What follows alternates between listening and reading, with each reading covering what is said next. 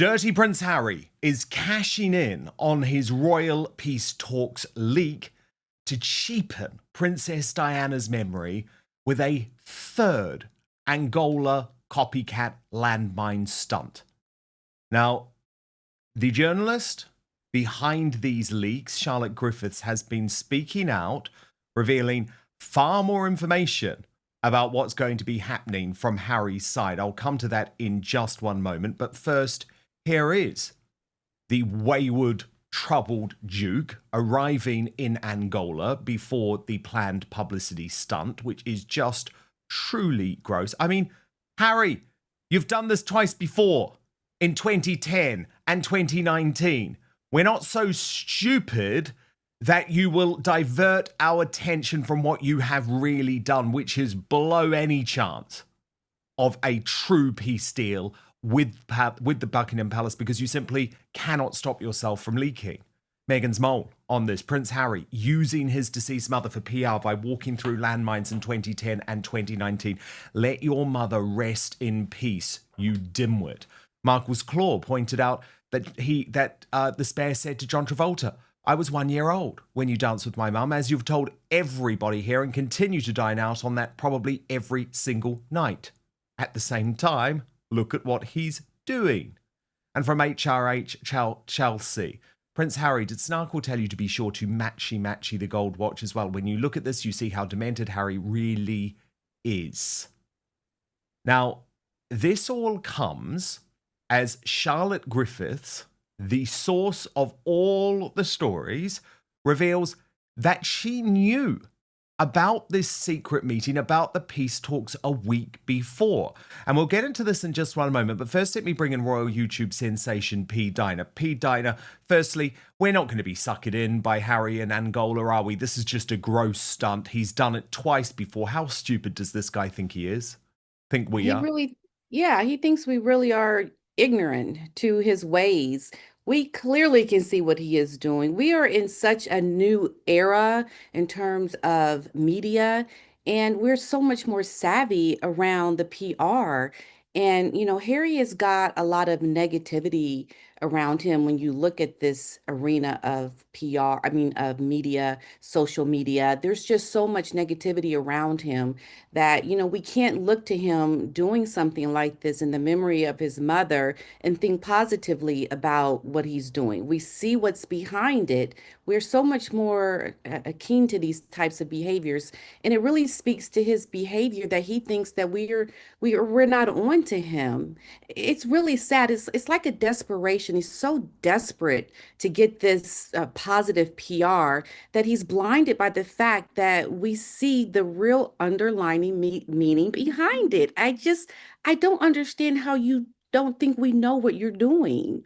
It just Totally. doesn't make sense. Totally. Now, P-Dina, it feels like Omid Scobie has been replaced by a much more visually accepting model in Charlotte Griffiths, the editor-at-large at the Mail on Sunday. Now, this actually makes a lot of sense strategically from the Sussex side of things. It's like Scobie was a nutcase, right? No one trusted anything that he said. Charlotte Griffiths, on the other hand, works for the Mail.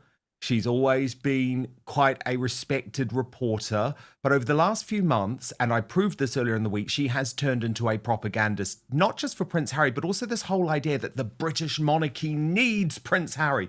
The British public love Prince Harry. She's really doing it in quite a crafty manner because obviously she's getting all of the stories.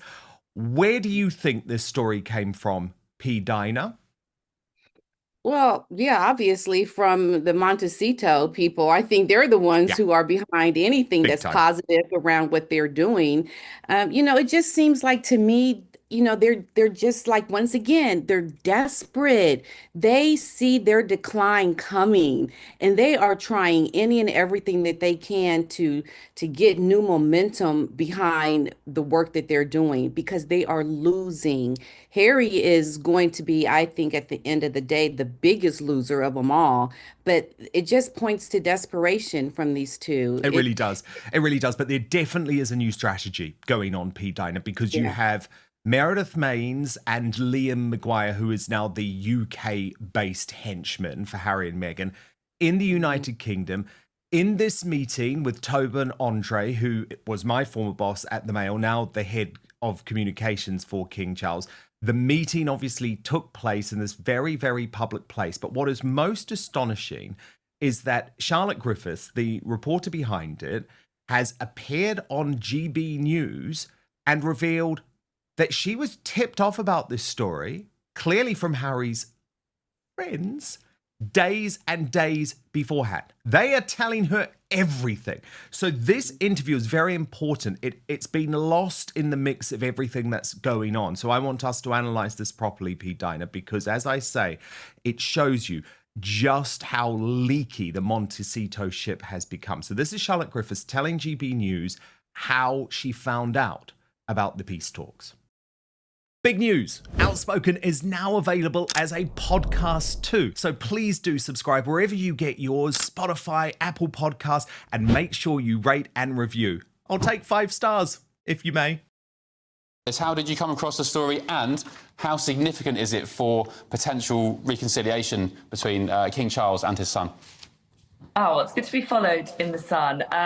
Yeah, well, here we are at the beginning of the end of the feud. That's all I can say. I mean, I never actually thought I'd say these words here on your show, but this is what my sources are telling me, is that, and they were telling me all week, look out, because a big meeting's coming.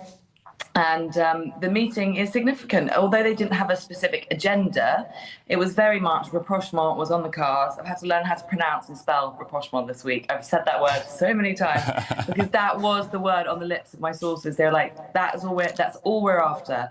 It's just getting the conversation going again between these two warring sides, opening the lines of communication, and the very first step on the pathway towards the end of the feud. Okay, P-Dina, I mean, she's in Cloud Cuckoo Land. She's in Harry and Meghan Land. It's like, this isn't the end of the feud. The fact that you are being leaked the details and revealing every cough and spit of this meeting is literally proof as to why William was right and why the feud will not end. But it's the confidence, isn't it? She really is the new Scobie. I mean, I'm noticing she's been very negative about Catherine over the past few months, and it's just this absolute confidence to say, it's over, P-Dina. I don't understand how she can even say that. I mean, she said it twice, right? And I think there is a lot of delusion going on over there in Montecito.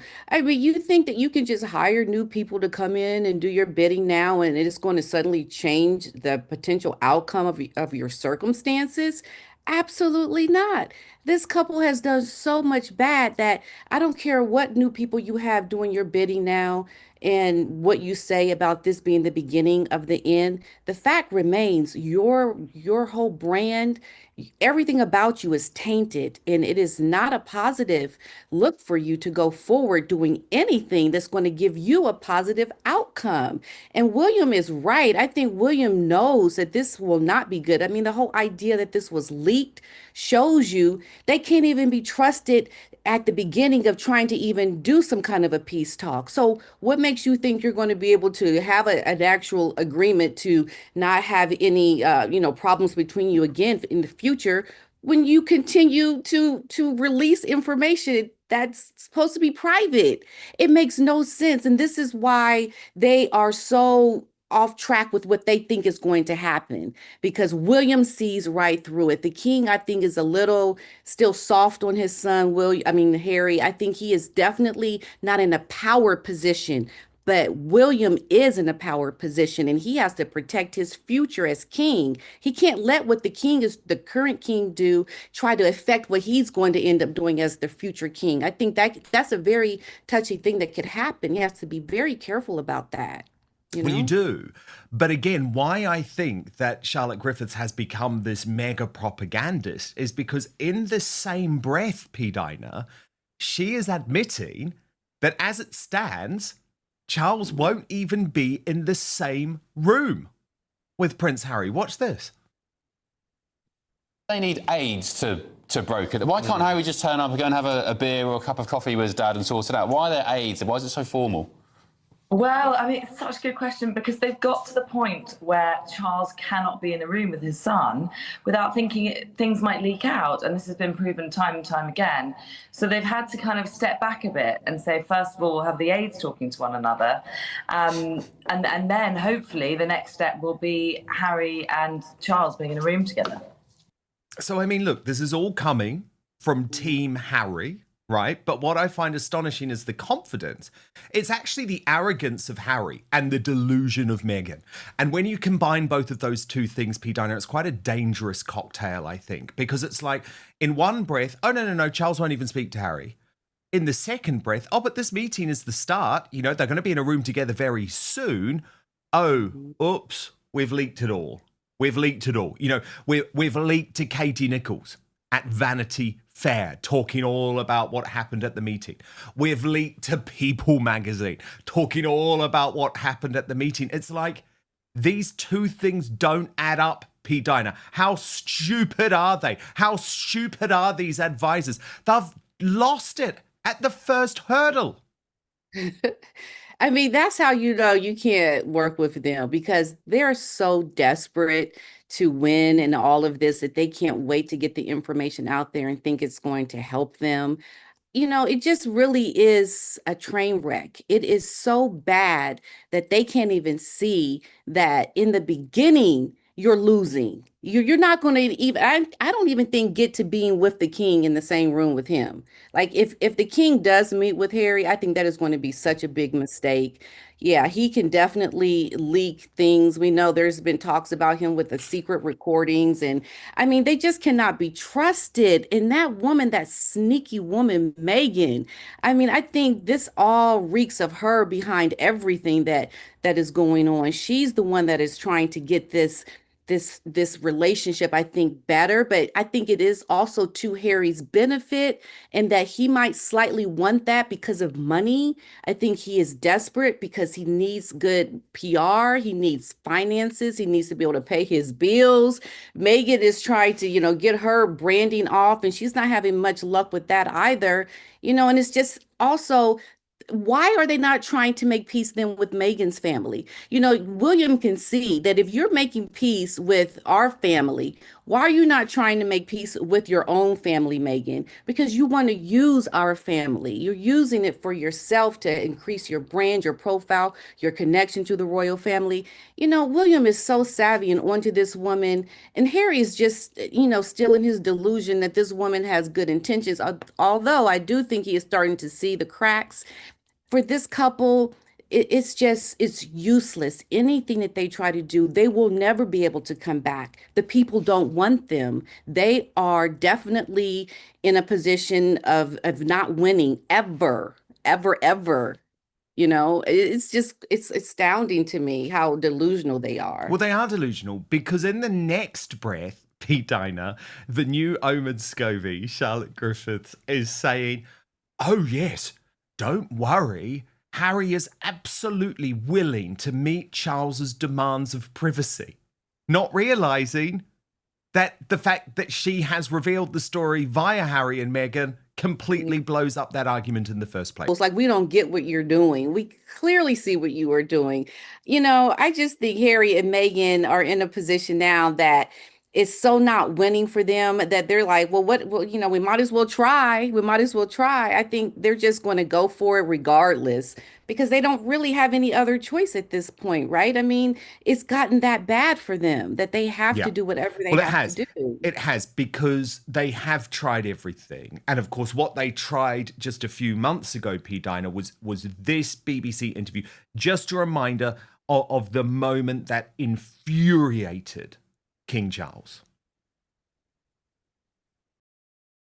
As I said, life is precious. I don't know how much longer my father has. He won't speak to me because of this security stuff. But it would be nice to reconcile. And I wanted to show you that part of the interview because it's relevant to the final part of this GB News interview with Charlotte Griffiths, where she's asked the question about Prince William. There's human beings at the centre of this tragedy, and frankly, if they are talking to each other, I think that's good news. I guess the question is, one, how much do you think is driven, the fact that there is a dialogue taking place on both sides, how much of that is driven by the King's health? And secondly, if it is going to be a rapprochement, does it go as far as Prince William? I think it is driven by the King's health, in as much that the King is obviously very circumspect at the moment, thinking about his life in the Ram, thinking about his future, possibly in a more forgiving place than perhaps he might not be had he not been going through a cancer battle this last year. And, you know, I think the fact that Harry said, we don't know how much time my father has left on the BBC, went down extremely badly. And actually, that's why this story is so unbelievably surprising, because that BBC interview was only a few weeks ago, and he broke the cardinal rule, which is speculating about the King's health.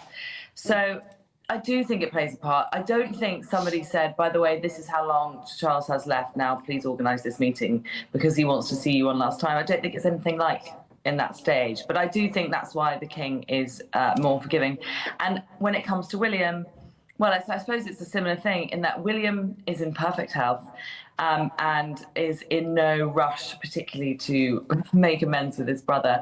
I think probably the King will have let William know that this is his approach, and he won't be wanting to hurt his other son, William. So, you know, there'll be a certain conversation with William taking place that this is happening. It's just that William won't want to get involved himself, I don't think. Okay, again, lots of understatement going on there from Charlotte, because of course she's presenting Prince Harry's view of this. No, William doesn't just not want to get involved in it. William totally disagrees with this strategy, P-Dina. And I'm sorry, he has been proven right.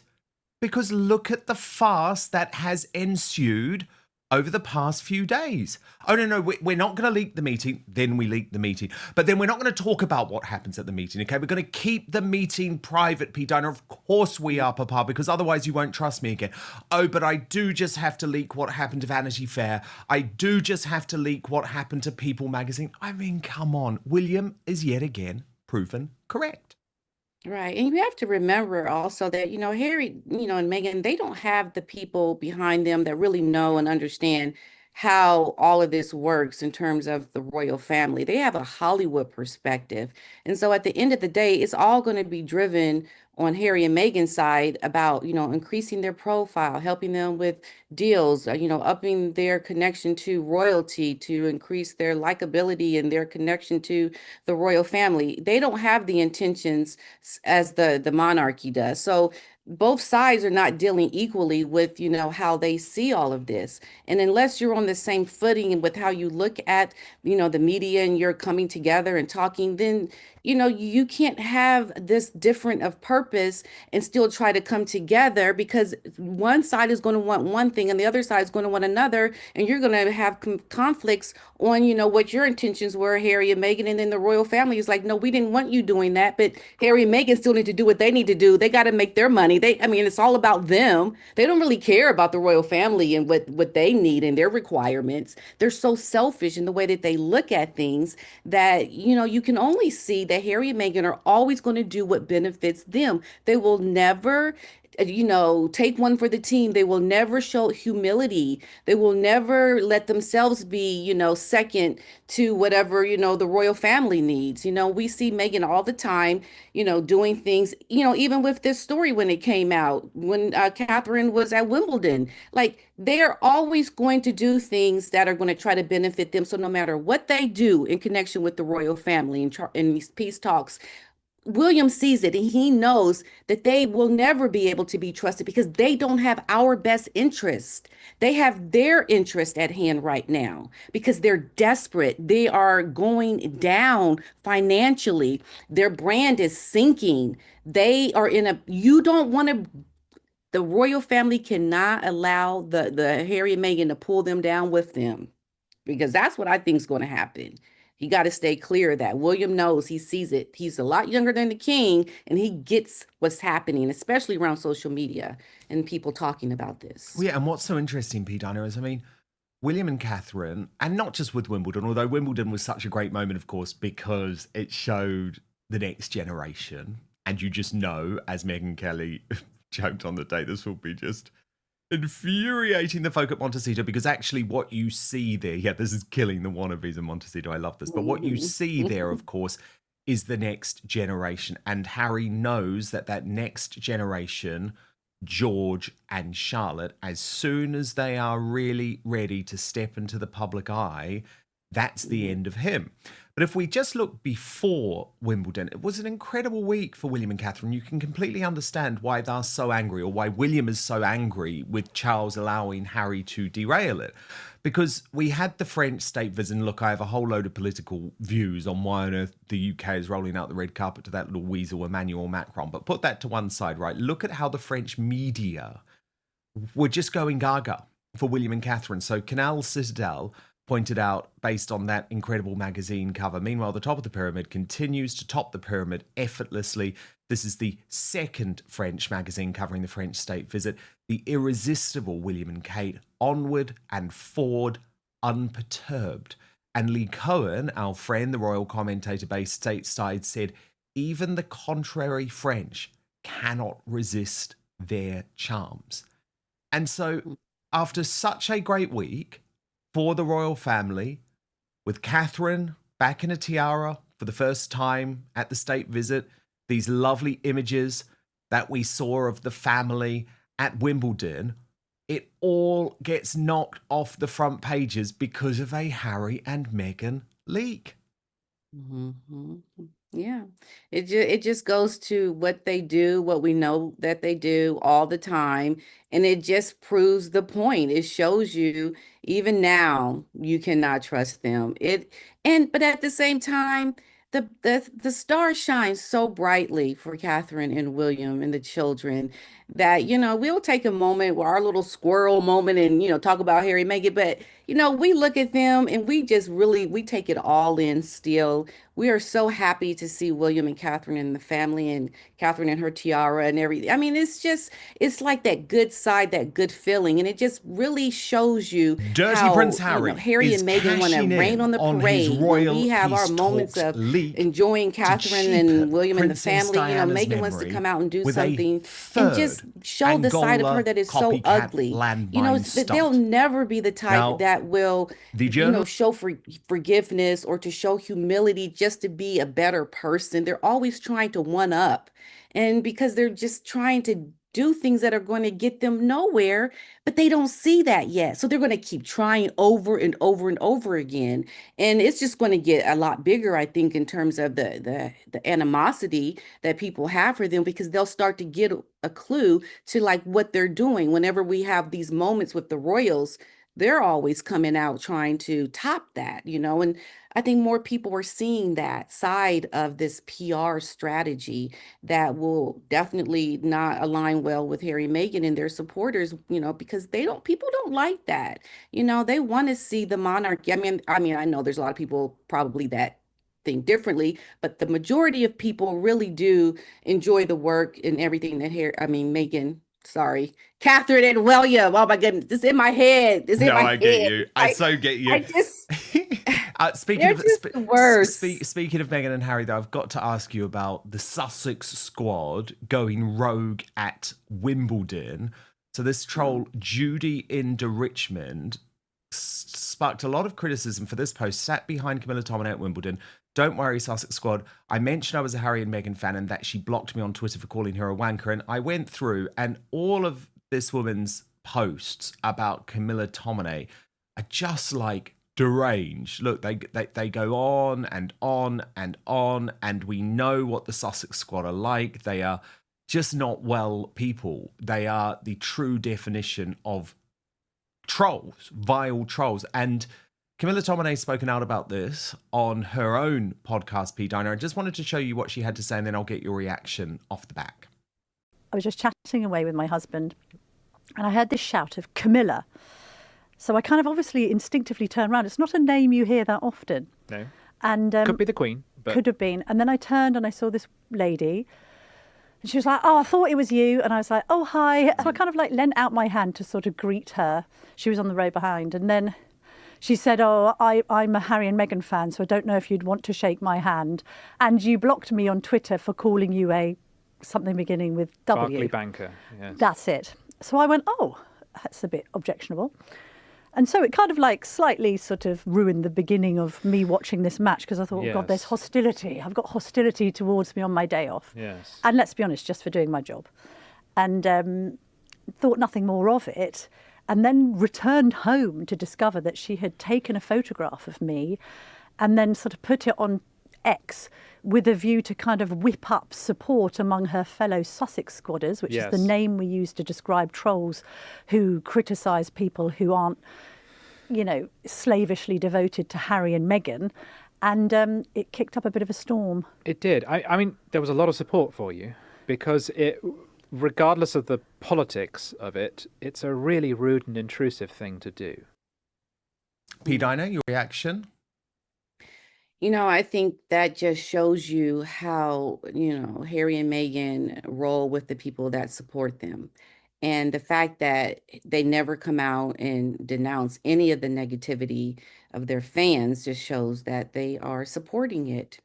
And I think it's exactly the way, especially Megan, rolls with, you know, how she is with people. She's, you know, we know she's very vindictive, not a nice person. And so when you see your supporters acting this way, it just really brings out a very low class, uncouth type of behavior that just is what Megan is. Like, that speaks volumes to who she is as a person.